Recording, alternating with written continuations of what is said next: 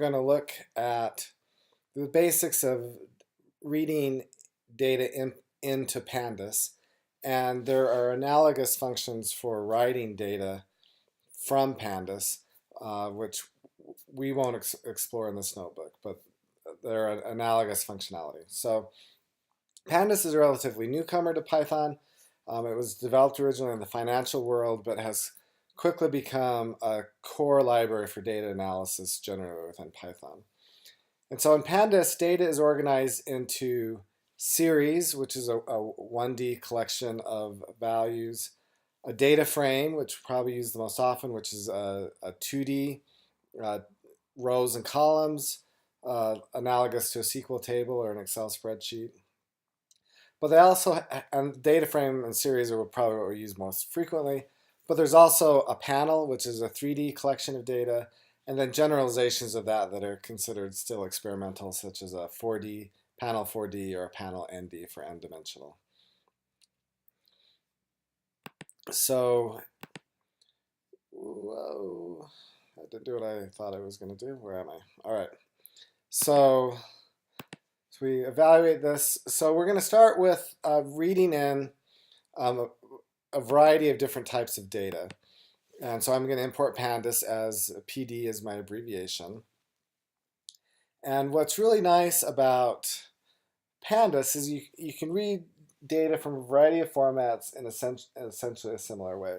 And so we're going to look at several different input-output functions. So there's a read comma-separated value files. There's a read table, which is defaults to read tab-separated files. And they're really the same function with different default values in them. We can read, as we did last time in class, from SQL tables.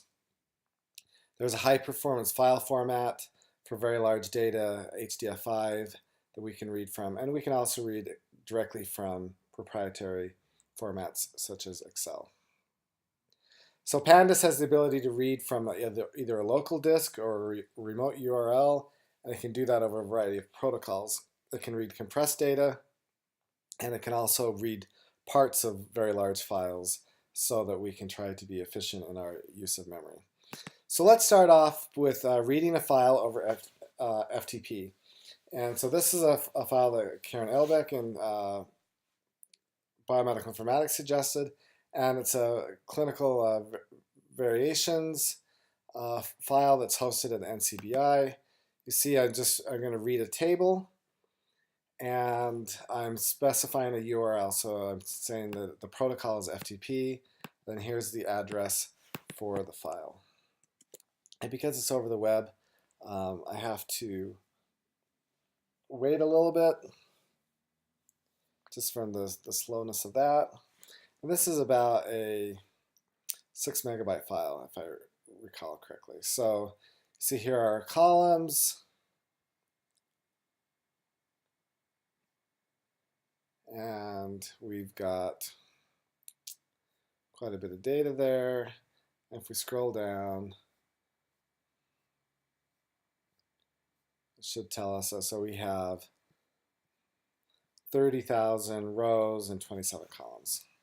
So that's reading an FTP file. So here is a large gene expression file that I got from Shelley McNeil, who was a student in the class a couple of years ago and is working with Andrea Build.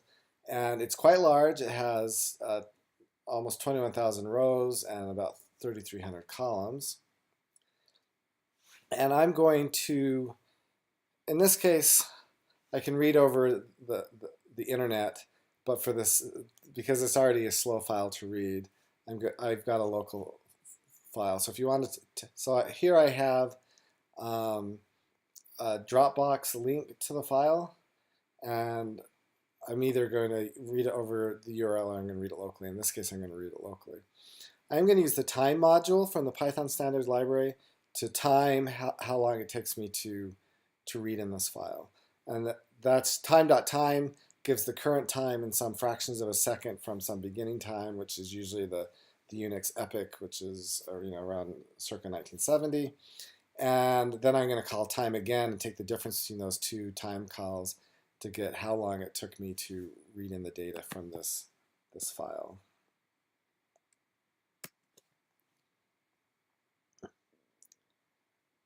And while we wait for this, I can point out that the link that I provide here, actually, if I use Dropbox and I copy the link address, this comes out as a 0 instead of a 1. And in order to get this to work in some magic way with reading the files in Python, I have to change that to a 1. The time module, okay, so this is done. So it took 24 seconds to read in this file, and here's what we have for our data. And if we scroll down, you can see we have 21,000 rows, 3272 columns. Okay, so the Pandas data frame has a lot of similarities to other collections and to NumPy arrays. So it has a shape attribute similar to a NumPy array, which tells me how many rows and how many columns. I can do slicing on it just like I do with other data collections. So here I'm taking 2 rows. So a lot of with Pandas is just getting familiar with how to work with the selecting columns and rows and iterating over rows and columns, etc.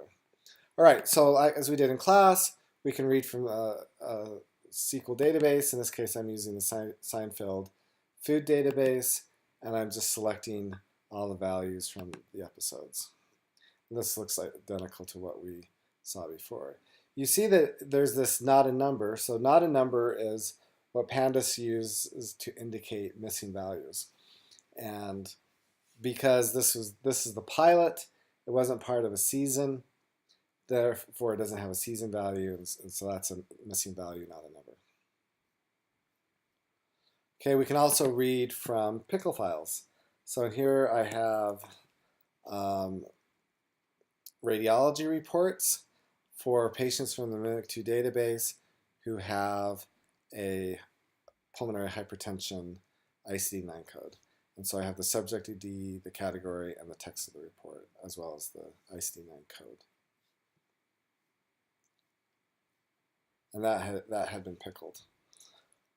Okay, for those of you working with large data, such as that data set that I got from Shelley, Python has libraries and modules to interact with HDF5 files. So HDF5 is a high-performance binary data format written in C. And it facilitates a number of performance enhancements, such as being able to access parts of the data without having to read into the memory into the whole data set. And Python has 2 different packages that provide an HDF5 interface. There's H5Py and PyTables. And Pandas uses PyTables to interface with HDF5. So that's non sequitur there. So here again, I've got a link to a Dropbox link to this HDF5 file that I've generated from Shelley's gene expression data. And in this case, I'm using a local. I'm going to use a local read, and I'm going to compare. I'm going to again read how long it took to read in the file using the time module and the time function in that module, and I'm going to compare how long it took me to read the HDF5 file than it took to read the original file. So let's run this, and it was roughly 14 times faster than reading the traditional data. So the footprint's smaller. The original file from Shelley is around 800 to 850 megabytes. The HDF5 file is on the order of 500 megabytes. So we're saving disk space, and we're also saving a substantial amount of time in how long it takes us to read the files. In this case, now I got that it was 23.1 times faster. 41.3 times faster. I think there's some caching going on that makes these numbers less meaningful as I do it over and over again. All right, so you can, again, just look through the Pandas documentation to see the different kind of file reads, and there are a whole host of options that go with each one of these read functions. So we can read in pieces of the data at a time. So one thing we can do is we can specify a chunk size, and this will read in the chunk size number of rows at a time. So here's some more data from the Mimic dataset, where it's the comorbidities of patients with pulmonary arterial hypertension. And so I create a chunker by creating a call to read table, but in this instance, I'm setting the keyword argument chunk size equal to 10. Its default value is none, which just says read in all the data. And so this chunker then becomes an iterator that I can iterate over and read pieces of the data at a time. And so if I had a very large file and I was just looking for things, computing some kind of summary statistics, you can imagine the advantage of not reading in all 6 million or 60 million, whatever, rows of the data at a time, but reading in pieces, computing, reading in another set of data. So in this case, I'm iterating over the whole thing, and I'm just going to put them all on a list. And so what I did is I took this file, and by reading in 10 rows at a time, put them into, I have 338 different chunks. And here is just the first chunk, where I've got, again, the index, subject ID, what kind of report it is, the text of the report, and the ICD-9 code. That does not look like the comorbidities. That's just the reports again. So sorry for that mislabeling. Okay, we can also specify what columns to use and how many rows to read. So the number of rows is specified with n rows. And use columns is a range of column numbers or a collection of names of columns to use. So tried a couple different demonstrations. So here I'm going to read 100 rows from the gene expression data, and I'm only going to read rows 20 through 100, I mean columns 20 through 100. You see that's, a very, very rapid read as compared to the many seconds it took to read in the original full data set. So I was using a range of columns. In this case, I can specify the columns by name that I want to include. And so that's, again, very rapid. Now, let's see. Did I have my notes about, well, let's keep going. See if I have them later. Okay, so Pandas is able to read in very large data sets. So that example of the gene expression was very large, 800 megabytes, but only had on the order of tens of thousands of rows. There are other data sets where I might have millions of rows. And Excel has a limit. It can only read in a table with 1 million rows or less. And so here we have a data set that is a data set of all car accidents in England between 1979 and 2004. And I've downloaded this locally. I've got a link to it on Dropbox. But for speed, I'm going to have it fail on me. Okay, I moved it, so I need to, this is now in Dropbox. Go to that. Okay, so we are going to be reading in, while we patiently wait for this, around, it's a little over 6 million rows of data. And many, many columns.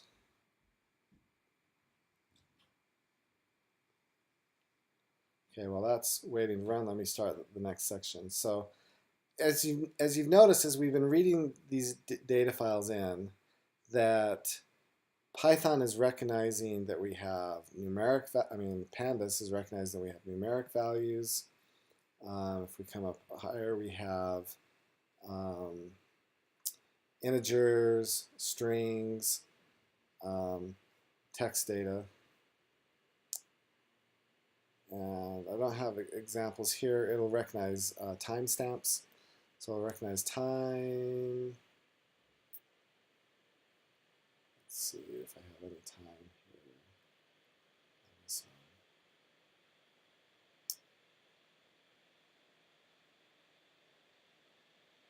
Probably recognizing that as a date. So Pandas is able to do a lot of this work for us. That simplifies our life, but it comes at a cost that Python has to read in the whole column and then look at it all and figure out what data type, if any, is common to the entire column. If we know beforehand what the column types are, we can save a lot of memory by specifying that up front to Pandas. And those come in the form of arguments in the different function calls. So here's our data. Let's see, we have a variety of columns. We have an accident index. We have longitude and latitude. This starts at 1979. Those aren't available. They become available if we look at their data around 1999. We have kind of ordinal data, accident severity. We have dates. We have this -1, which is essentially a missing value. And we have read in, at the end of the day, if we scroll down here, 6.2 million rows and 32 columns.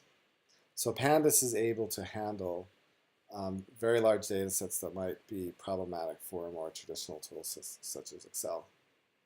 So we can specify with the column data types with the dtype keyword, which should, if I remember right, it's going to be a dictionary kind of thing where I specify what the column name is and what data type is associated with that column. One of the issues we can run across is that there are differences in data representation between, say, the Europeans and Americans. So there's 1,000 markers. In America, we might write 1, 325 for 1,325.